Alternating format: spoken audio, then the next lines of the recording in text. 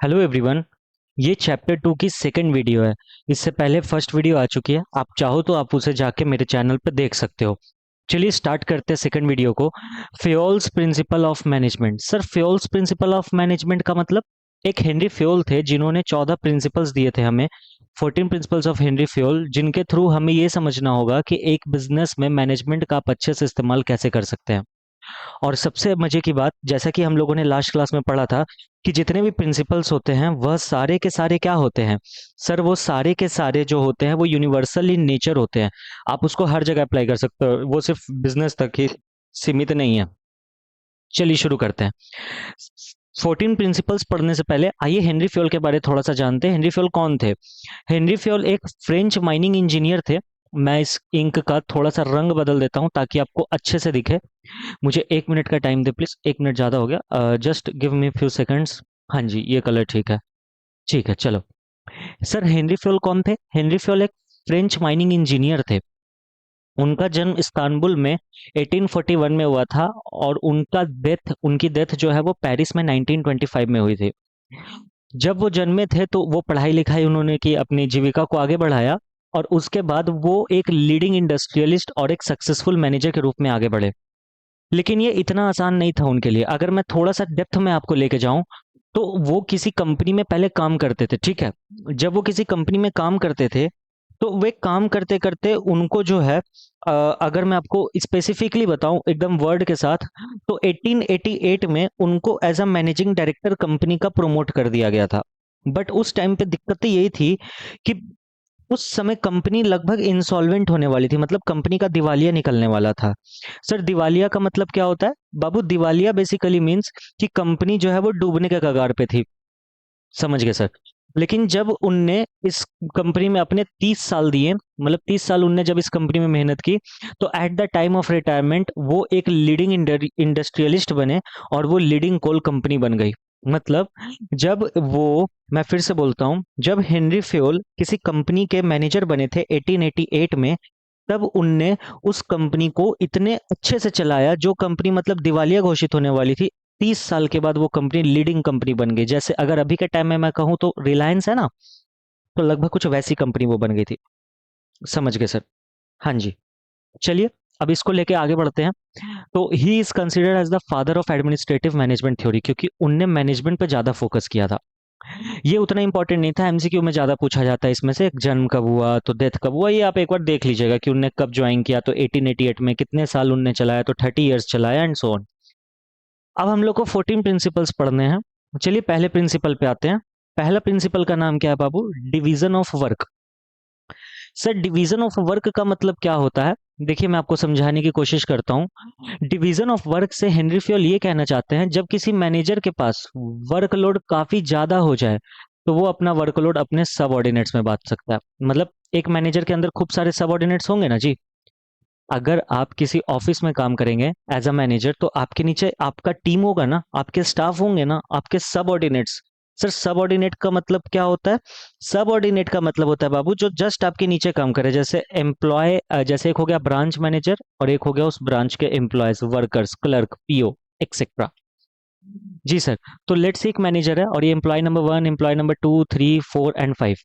जब ये मैनेजर के पास वर्कलोड बढ़ जाएगा, काम का बोझ बढ़ जाएगा, तो ये मैनेजर क्या करेगा? अपने काम के बोझ को अपने सबऑर्डिनेट्स में बांट देगा।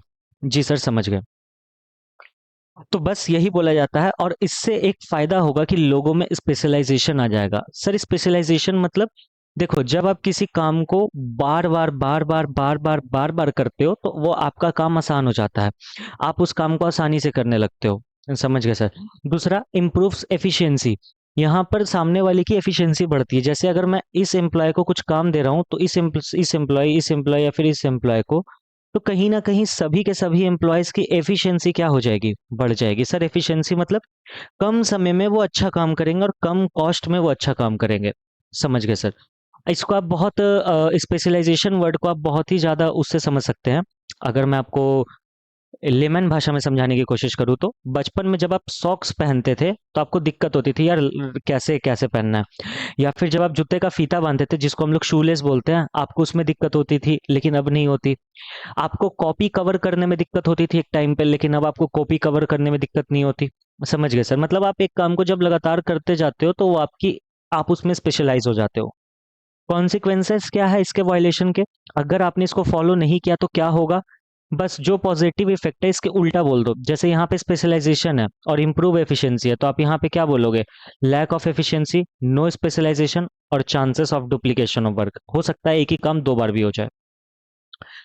अगर आप लोग सीबीएसई की नज़र से इस चीज़ को वीडियो को देख रहे हो, अगर बिहार बोर्ड की नज़र से देख रहे हो तो बाबू आप लोग का काम हो गया। बट अगर सीबीएसई की नज़र से देख रहे हो, सीबीएसई स्टूडेंट्स हो आप, तो इस चीज़ को कुछ ऐसे समझना। आपको केस स्टडी मिलेगा क्वेश्चन में। आपको क्या मिलेगा? केस केस स्टडी मिलेगा सर क्वेश्चन में। एग्जाम में आपको केस स्टडी सॉल्व करने हैं। तो केस स्टडीज में ये कुछ कीवर्ड मेंशन्ड हो गए, घुमा फिरा के जैसे तैसे कुछ ये कीवर्ड सामने आएंगे। जैसे एक बड़ा केस स्टडी दे देगा और बोलेगा उस मतलब उस पूरे केस स्टडी में एक लाइन बोल देगा कि उनने अपने काम को डिवाइड किया स्मॉलर यूनिट में। मतलब आप समझ जाना वो डिवीजन ऑफ वर्क का बात कर रहा है। उनने डिपार्टमेंट्स क्रिएट किया, मतलब आप समझ जाना वो डिवीजन ऑफ वर्क का बात कर रहा है। उनने वर्क को एलोकेट किया as per the capability of employ, मतलब आप समझ जाना कि वो डिवीजन ऑफ वर्क की बात हो रही है। Base of functional form and technique, मतलब ये सभी वर्ड्स जब आपको मिलेंगे, डेलीगेशन कॉन्सेप्ट एक्सेट्रा, तो समझ जाना कहीं ना कहीं डिवीजन ऑफ वर्क का कॉन्सेप्ट वहां पे आ सकता है। ठीक है सर। अथॉरिटी और रिस्पॉन्स, सर ये सब कब कराओगे केस स्टडीज वगैरह? बेटा मेरा वीडियो यूट्यूब पे है इन सब पे, ऑल्दो सारे चैप्टर्स पे नहीं है but most of the chapters पे है। आप वहां से गो थ्रू कर सकते हो, और जिन पे नहीं है मैं कोशिश करूंगा अपलोड कर दूं। आइए अथॉरिटी और रिस्पॉन्सिबिलिटी समझते हैं। सर पहला प्रिंसिपल क्या था? Division of work. सर दूसरा प्रिंसिपल क्या है? अथॉरिटी और रिस्पॉन्सिबिलिटी। चलिए समझिएगा, अथॉरिटी का मतलब क्या होता है? अथॉरिटी का मतलब होता है पावर टू टेक डिसीजन। यानी जब आप अथॉरिटी की बात करते हो तो यानी ये कहीं ना कहीं क्या कहता है आपको? Power to take decision. ये आपको पावर देता है डिसीजन लेने का। जैसे आप अगर आपके घर में कोई मेजर डिसीजन लेना होता है तो कौन लेते हैं? या तो आपके जो दादाजी होंगे, नाना जी होंगे वो, या फिर घर में जो पापा होंगे वो, या फिर जो भी जिनके पास सबसे ज्यादा अथॉरिटी है घर में वो डिसीजन लेते होंगे। सर रिस्पॉन्सिबिलिटी का मतलब क्या होता है? Obligation to complete the task on time. Obligation to complete the task on time. मतलब कि सर, मतलब मेरे पे एक ऑब्लिगेशन रहेगा कि मेरे को कोई टास्क को टाइम पे कंप्लीट करना है। जैसे अगर आप इस फिगर को ध्यान से देखोगे, देखो यहाँ पे ये बंदा जो है खड़ा है ऊपर में और लोगों को इंस्ट्रक्शन दे रहा है, मतलब इसके पास अथॉरिटी है, ये इंस्ट्रक्शन दे सकता है। और ये सभी लोग क्या है सर? इसके सबऑर्डिनेट्स होंगे जो इसके नीचे काम कर रहे होंगे। तो इनका रिस्पॉन्सिबिलिटी है कि आपको जो भी अथॉरिटी के द्वारा जो भी काम मिला है, सामने वाले की अथॉरिटी के द्वारा, आपको उस काम को फुलफिल करना होगा टाइम के साथ। जी सर। समझ गए? अथॉरिटी का मतलब क्या होता है? पावर टू टेक डिसीजन, कि मेरे पास भाई पावर है डिसीजन लेने का। और रिस्पॉन्सिबिलिटी का मतलब क्या होता है? Obligation to complete that task on time, या फिर असाइंड जॉब ऑन टाइम। यहां पर ये समझाना चाह रहे हैं कि अथॉरिटी को मैं ए से डिनोट करूंगा, रिस्पॉन्सिबिलिटी को मैं आर से। यहां पर यह समझाने की कोशिश किया जा रहा है कि अथॉरिटी और रिस्पॉन्सिबिलिटी हैंड इन हैंड चलनी चाहिए। सर हैंड इन हैंड मतलब अथॉरिटी और रिस्पॉन्सिबिलिटी जो है वो एक साथ होनी चाहिए। इसको मैं थोड़ा सा डेप्थ में लेके जाऊंगा, अगर आप, मैं चाहूंगा कि आप डेप्थ में सीख ही लो। लेट से आपके मम्मी ने आपको 100 रुपए दिए और बोले बेटा जाओ एक काम करो, दुकान से जाके ये खरीद लाओ वो खरीद लाओ, लेट से ये टाटा सॉल्ट खरीद लाओ या जो भी कुछ, मान के चलो उनने इतना आइटम बताया कि 90 रुपए लग जाएंगे। आपको अथॉरिटी कितने की मिली? आपके पास पैसे कितने खर्चने के लिए? 100 रुपए। बट आप पर रिस्पॉन्सिबिलिटी कितने का आया? सर 90 रुपए का। तो बाकी का 10 रुपए का आप क्या करोगे? हो सकता है आते टाइम आप फ्रूटी खरीद लो, आप फ्रूटी खरीद के पी लो। चांसेस आर देयर ना। तो सर समझाना क्या चाहते हो आप? मैं ये समझाना चाहता हूँ बाबू, अगर अथॉरिटी ज्यादा है, रिस्पॉन्सिबिलिटी कम है एज कंपेयर टू अथॉरिटी, जैसे आपके पास थे 100 रुपए बट मम्मी ने जो आइटम्स बोले वो सिर्फ 90 रुपए के बराबर थे, तो आप अथॉरिटी का मिसयूज करोगे, आप अथॉरिटी का गलत इस्तेमाल करोगे। जैसे आपने फ्रूटी पी ली। सर इसका उल्टा भी कर दो ना सर। बिल्कुल, लेट से आपके पास अथॉरिटी कम है और रिस्पॉन्सिबिलिटी ज्यादा है। जैसे लेट से मैं एक मैनेजर हूं, मैंने आपको बोला बाबू लोग एक काम करो, आप लोग इस प्रोजेक्ट पे काम करो और ये रॉ मटेरियल बनाना है। आप लोग प्रोडक्शन डिपार्टमेंट से हैं, मैंने बोला भाई एक काम करो, ये वाला प्रोडक्ट का 100 पीस बना दो, या चलो 1000 पीस बना दो। आपने बोला ठीक है बना देंगे। मैं 1 वीक बाद आया, मैं एक हफ्ते बाद आया, तो मैंने देखा कि आपने सिर्फ 800 पीस बनाए हैं। मैंने पूछा भाई बाकी के 200 पीस कहाँ हैं, बाकी के 200 पीस किधर है? आपने बोला सर आपने हमें सिर्फ 1000 पीस बनाने को बोला था, आपने ये नहीं बोला था कि जब रॉ मटेरियल खत्म हो जाए तो और रॉ मटेरियल खरीद लेना। इस केस में रिस्पॉन्सिबिलिटी ज्यादा है, अथॉरिटी कम है, तो ये भी बेकार है। सर कहना क्या चाहते हो एक लास्ट लाइन में, अगर मैं इस पूरे एग्जाम्पल, दोनों एग्जाम्पल को एक सुर में बोलूं तो authority must be is equal to responsibility. जितनी अथॉरिटी उतनी ही रिस्पॉन्सिबिलिटी। इसका फायदा क्या होगा sir? No misuse of authority, या फिर help in meeting responsibility without any delay. Consequences क्या होंगे सर इसके वायलेशन के? अगर हम इसको नहीं फॉलो करेंगे तो क्या होगा? काम में डिले आ जाएगा, काम कंप्लीट नहीं होगा क्योंकि अथॉरिटी कम है। मैंने एग्जांपल दिया ना, 1000 पीस बनाने बोला था, आपने 800 बनाया। मिसयूज होगा अथॉरिटी का, अगर ज्यादा अथॉरिटी है तो ओवर बर्डन हो जाएगा काम के साथ, अगर एक्सेस रिस्पॉन्सिबिलिटी आ गया तो। फिर ये सारे कुछ कीवर्ड है जो आप पर्सनली खुद से पढ़ लेना, ये उतने काम मतलब काम के तो हैं, ये बस केस स्टडी में ये वर्ड्स मिलेंगे तो समझ जाना अथॉरिटी रिस्पॉन्सिबिलिटी की बात हो रही है। चलिए तीसरा आते हैं हम लोग डिसिप्लिन पे। टोटल 14 प्रिंसिपल्स है जिसमें से हम लोग थर्ड प्रिंसिपल पे हैं। सर डिसिप्लिन का मतलब क्या होता है? डिसिप्लिन बेसिकली रेफर्स टू कि आप जो कोड ऑफ कंडक्ट है, कोड ऑफ कंडक्ट मतलब sir rules and regulations, rules and regulations आप उनको फॉलो करो। आप एक अच्छे सुपीरियर, अच्छे लेवल, हर लेवल पे अच्छे सुपीरियर होने चाहिए। हर बार आपको जो है एक क्लियर और फेयर एग्रीमेंट होना चाहिए आपके मतलब सुपीरियर और सबऑर्डिनेट के बीच में। इन सबको बोला जाता है डिसिप्लिन। एक बार फिर से सुन लो, डिसिप्लिन का मतलब कि आप जितने भी नियम कानून है ऑर्गेनाइजेशन में उनको फॉलो कर रहे हो। आपका सुपीरियर अच्छा है, आपने सुपीरियर आपने कह रहा हूँ सॉरी, सुपीरियर और सबऑर्डिनेट मतलब आपके और आपके सबऑर्डिनेट्स के बीच में एक हेल्दी रिलेशन है, एक अच्छा रिलेशन है। आप जो है अपने कमिटमेंट्स को फुलफिल करते हो। अगर आपने बोला कि सर ये काम वीकेंड तक हो जाएगा, संडे तक हो जाएगा, तो आप वो काम करके देते हो, एक्सेट्रा एक्सेट्रा। तो डिसिप्लिन में क्या होता है? अगर आपने अच्छा काम किया तो आपको रिवॉर्ड भी देने दिया जा सकता है, और अगर आपने खराब काम किया तो आप पे पेनल्टी भी लगेगी। जैसे होता है ना, आप स्कूल में देखो, चलो छोड़ो ऑफिस छोड़ो, अभी ये तो मैनेजमेंट ऑफिस से रिलेटेड है, लेकिन मैंने आपको पहले क्लास में बोला था चैप्टर 2 के पहली क्लास में कि मैनेजमेंट हर जगह लगता है बाबू। ऐसा नहीं है कि सिर्फ इस ऑफिसेस में ही लगेगा। आपके स्कूल का एग्जाम्पल लेता हूं मैं, रिलेट करने की कोशिश करना। सुनो, जब आप इस स्कूल में पढ़ने जाते हो तो वहां पे एक टाइम है, एक नियम है कि भाई 9 बजे स्कूल आना है और फिर 2 बजे छुट्टी होगी। चलो 9 बजे को ज्यादा ही हो गया, लेट से 8 बजे स्कूल आना है, 2 बजे छुट्टी होगी। आपको स्कूल ड्रेस पहन के ही आना है। आपका जो है आपके टीचर्स अलग होंगे, अगर आप कॉमर्स में हो तो आपके अलग टीचर होंगे, साइंस के अलग टीचर होंगे, 1 2 के अलग टीचर होंगे, 5 6 के, ऐसे करके टीचर्स भी बटे हुए होंगे। हाँ जी सर। तो ये सारा क्या है? डिसिप्लिन ही तो है। स्कूल साफ रहेगा, अगर आप अच्छे काम करोगे तो आपको रिवॉर्ड दिया जाएगा, अगर आप गलत काम करोगे तो आपकी डायरी में लिखा जाएगा, पेनल्टी लगेगी, है ना, फी लगेगी एक्सेट्रा। ये सारा कुछ क्या है? डिसिप्लिन ही तो है। चलो सर ठीक है, समझ गए सर। सर इसका पॉजिटिव इफेक्ट क्या पड़ेगा?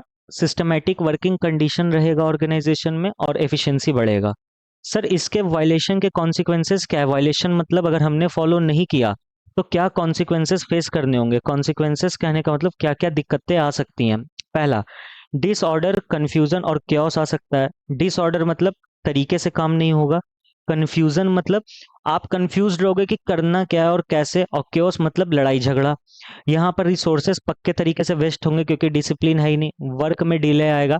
और फिर फाइनली आप जानते हो कीवर्ड है, कीवर्ड आप आराम से कर सकते हो। ये सब कीवर्ड जब आपको दिखे तो समझ जाना डिसिप्लिन की बात हो रही है। हाँ जी सर। अब दो कॉन्सेप्ट एक साथ चलते हैं जिनका नाम है यूनिटी ऑफ कमांड और यूनिटी ऑफ डायरेक्शन। आइए इन दोनों को देखते हैं। सर यूनिटी ऑफ कमांड का मतलब क्या होता है? यूनिटी ऑफ कमांड का मतलब होता है, जो मैं अभी लिख रहा हूं चाहे तो आप अपने कॉपी में भी लिख सकते हैं, या जहां पर भी आप मेरे साथ बुक खोल के पढ़ रहे हैं वहां पे भी लिख सकते हैं। यूनिटी ऑफ कमांड का मतलब होता है एक टाइम पे एक एम्प्लॉय को एक एम्प्लॉय को एक ही बॉस से ऑर्डर मिलना चाहिए, एक ही बॉस से ऑर्डर मिलना चाहिए, ऑर्डर मिलना चाहिए। ठीक है, एक टाइम पे एक एम्प्लॉय को एक ही बॉस से ऑर्डर मिलना चाहिए। सर ये क्या हुआ? ये 3 स्टेप हो गए, रामबान इलाज। एक टाइम पे एक एम्प्लॉय को एक ही बॉस से ऑर्डर मिलना चाहिए। बोलो मेरे साथ, मेरे साथ बोलो। एक टाइम पे एक एम्प्लॉय को एक ही बॉस से ऑर्डर मिलना चाहिए। सर इसका मतलब ये है कि जब भी कोई भी काम आप कर रहे हो, लेट से आप कहीं पे एम्प्लॉय हो, लेट से ये आप हो, लेट से ये आप हो, आप एम्प्लॉय हो। अगर आपको दो बॉस ऑर्डर देंगे, एक इधर से ऑर्डर आ गया और एक इधर से ऑर्डर आ गया, तो आप अपने आप को बचाने की कोशिश करोगे ना? हाँ जी सर, बिल्कुल करूंगा। मतलब आप गलत इस्तेमाल कर लोगे। इसको बेटर एग्जांपल से समझो। लेट्स से मिस्टर ए है, बहुत क्या कहते हैं इसको, नटखट बच्चा, अभी हम खटनट बोलने वाले थे पता नहीं क्या, तो एक बहुत ही नटखट बच्चा है। इसकी मम्मी ने बोला जाओ बाहर से दूध ले आओ, दूध का पैकेट ले आओ, और इसके पापा ने बोला जाओ बाहर से एक काम करो, क्या बोलते हैं इसको, बाहर से नहीं, इसके पापा ने बोला कि जाओ वो वाला जगह थोड़ा सा अपना जो स्टडी टेबल है उसको साफ करो। तो एक एम्प्लॉय मतलब एक बच्चा जो कि नटखट भी है, बदमाश भी है, ज्यादा बुद्धि चलती है इसकी, इसने क्या किया, इसको मतलब दो तरीके से ऑर्डर मिल गए, तो ये दोनों में से एक भी काम नहीं करेगा, ये दोनों में से एक भी काम नहीं करेगा। सर कैसे? जब इसके मम्मी पूछेगी दूध क्यों नहीं लाया, अब वो मैं स्टडी टेबल साफ कर रहा था ना। फिर इसके पापा पूछेंगे स्टडी टेबल क्यों नहीं साफ हुआ, अब वो मैं दूध ला रहा था ना। बल्कि दोनों नहीं करेगा, और ऊपर अपने सुपीरियर को लड़ा देगा, मम्मी पापा का लड़ाई फिर पॉपकॉर्न खाते खाते एंजॉय करेगा। इसका हकीकत से कोई लेना देना नहीं है, ऐसा मत करना अपने घर पे, मैं रिस्पॉन्सिबल नहीं हूँ। चलिए, पॉजिटिव इफेक्ट क्या होता है यूनिटी ऑफ कमांड का, एक बार फिर से बोल देता हूँ जोक्स अपार्ट।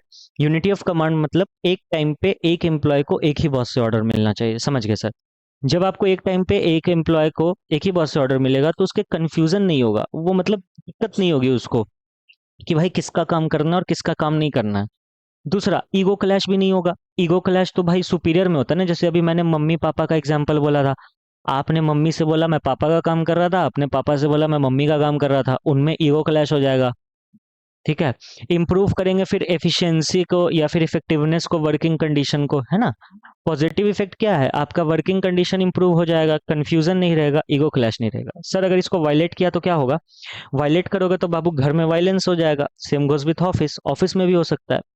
कंफ्यूजन हो जाएगा एम्प्लॉय के माइंड में कि किसका काम करूं और किसका ना करूं। सब ऑर्डिनेट जो है वो अपने आप को बचाने का कोशिश करेगा रिस्पॉन्सिबिलिटी से, जैसा कि मैंने अभी आपको कहा। ईगो क्लासेस नहीं, क्लैशेस होगा, CLASHES, क्लैशेस होगा। ईगो क्लैश हो जाएंगे सुपीरियर के बीच में, और डिफिकल्टी होगा डिसिप्लिन को मेंटेन करना। मक्खन सर ये तो कुछ भी नहीं था, सिर्फ एक लाइन अगर आपने याद कर लिया आपका काम हो गया। क्या?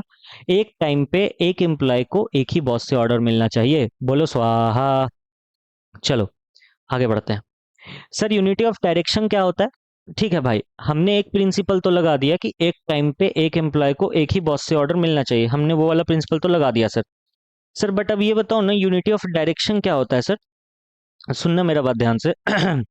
यूनिटी ऑफ डायरेक्शन का मतलब होता है बाबू, यूनिटी ऑफ डायरेक्शन का मतलब होता है बाबू कि जब किसी एक एम्प्लॉय ने, सॉरी, जब किसी एक सुपीरियर ने अपने एम्प्लॉयज को काम दिया, किसी एक सुपीरियर ने अपने एम्प्लॉय को एक काम दिया, तो वो सारा का सारा काम एक ही डायरेक्शन में होना चाहिए, वो सारा का सारा काम एक ही डायरेक्शन में।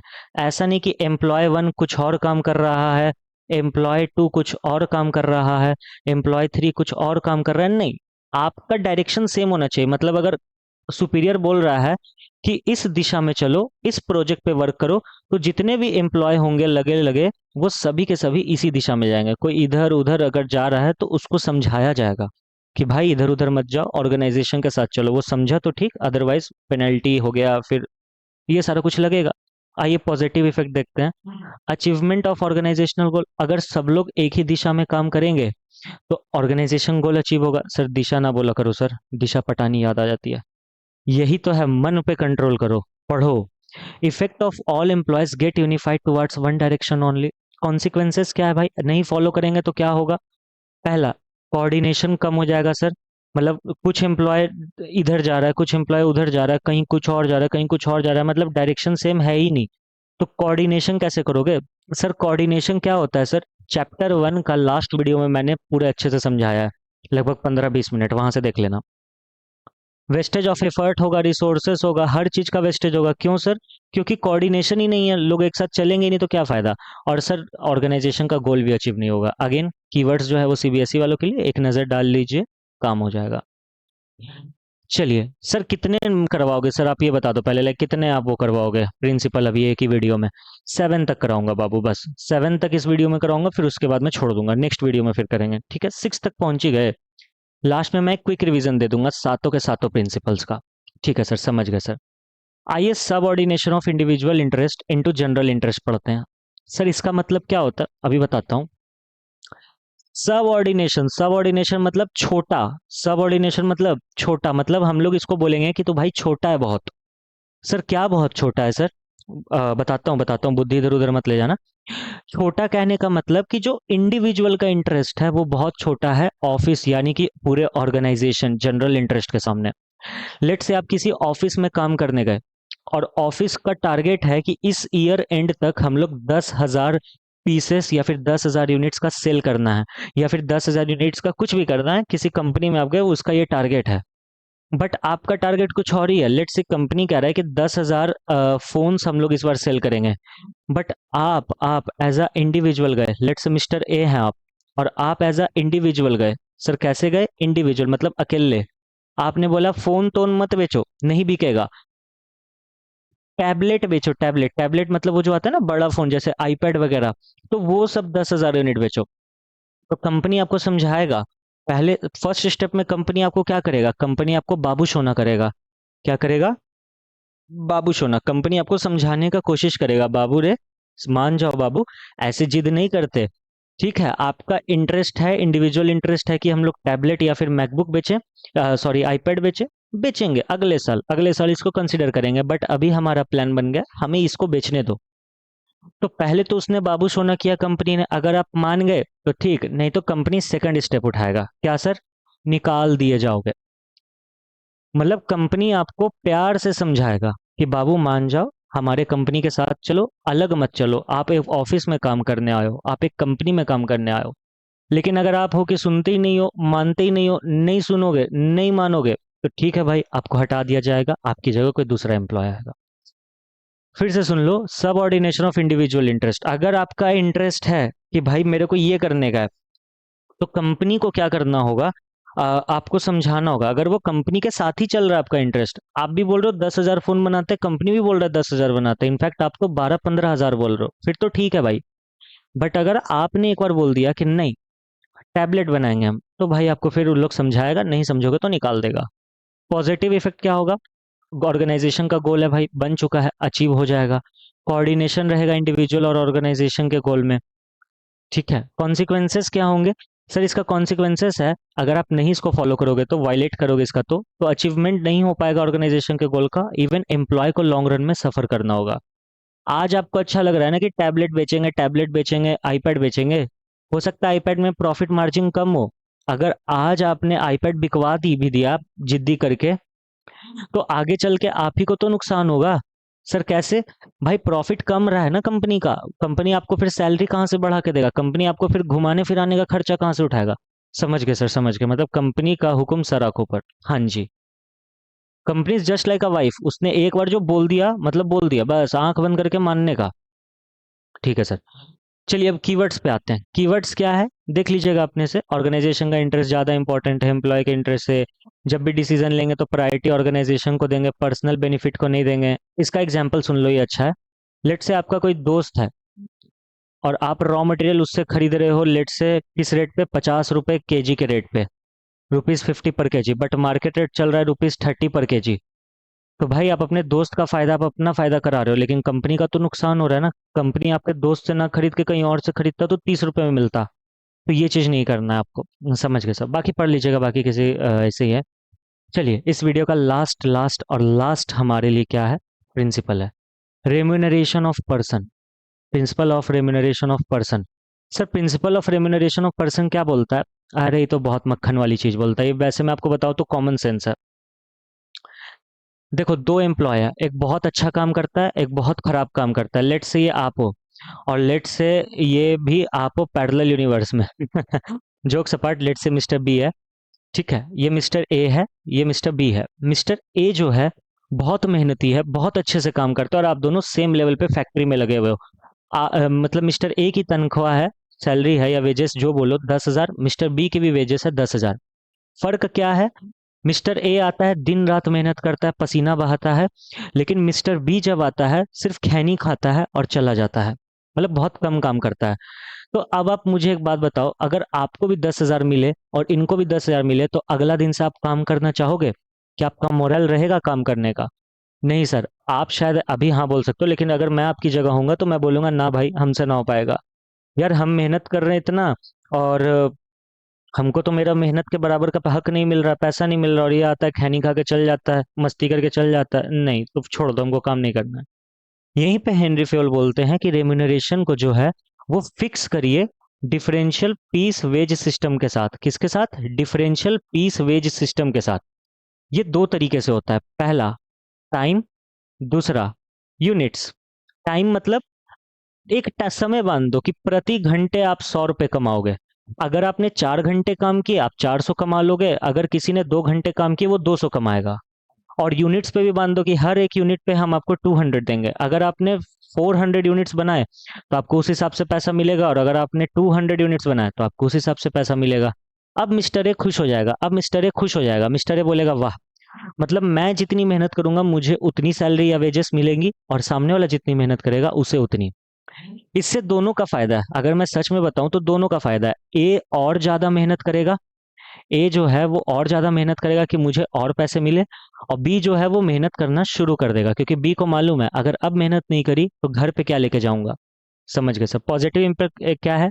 एम्प्लॉय मोटिवेट हो जाते हैं और डिवोट हो जाते हैं, कमिटेड हो जाते हैं अपने कंपनी, अपने एम्प्लॉय इंप्रूव करता है इन शॉर्ट, सॉरी। कॉन्सिक्वेंसेस क्या है सर वायलेशन के? नहीं फॉलो करेंगे तो क्या होगा?